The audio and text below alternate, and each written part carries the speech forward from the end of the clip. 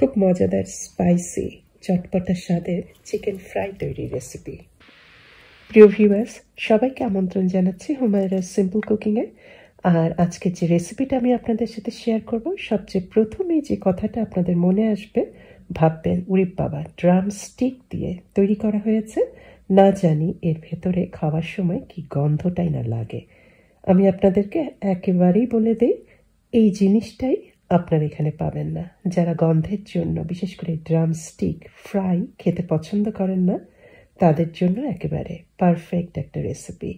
এর মধ্যে কোনো ধরনের মুরগির গন্ধই থাকবে না।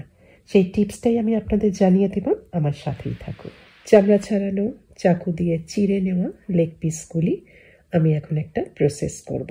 প্রসেসটা খুব সাধারণ, এমন কিছুই না, কিন্তু এটাই করতে হবে।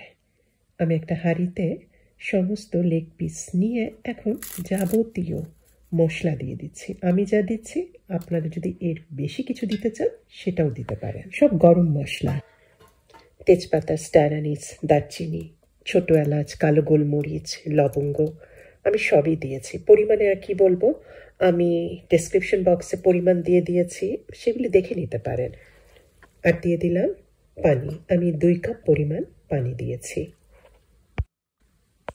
আর কিছু কাঁচা আদা আমি স্লাইস করে জাস্ট দিয়েছি।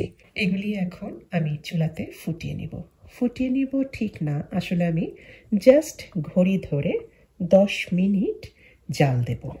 এখানে বলে রাখি, এই মুরগির ড্রাম স্টিকগুলি বা লেগ পিসগুলি পানি ছাড়া এই সমস্ত মশলা দিয়ে চুলায় জাল দেবেন না।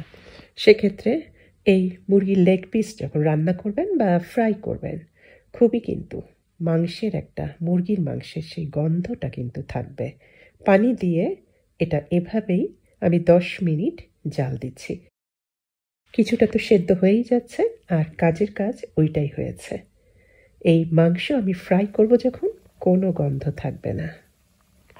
10 মিনিট জাল দেওয়ার পরে পানি কিন্তু শুকায়নি, পানি কিন্তু এখনও আছে। এটা একটা স্টক, এটা তৈরি থাকলো। আমি এখন চিকেন ফ্রাইটা তৈরি করব।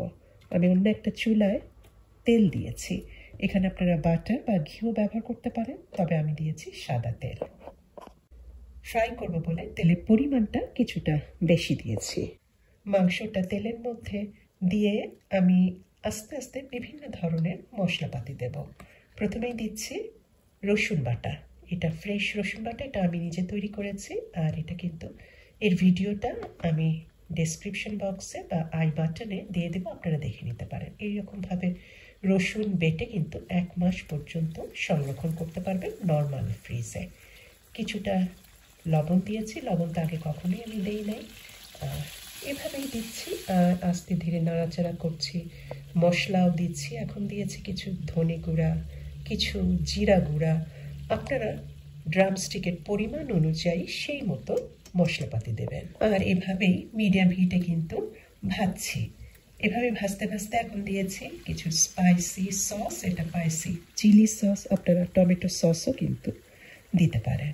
আর দিয়েছি চিলি ফ্লেক্স।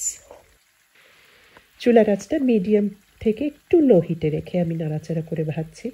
মুরগি তো অলরেডি 50% সেদ্ধ করাই আছে, এখন বাকিটা আমি মাংসটা এই ভাজছি আর সেদ্ধ করছি। রংটাও কিন্তু চলে আসছে।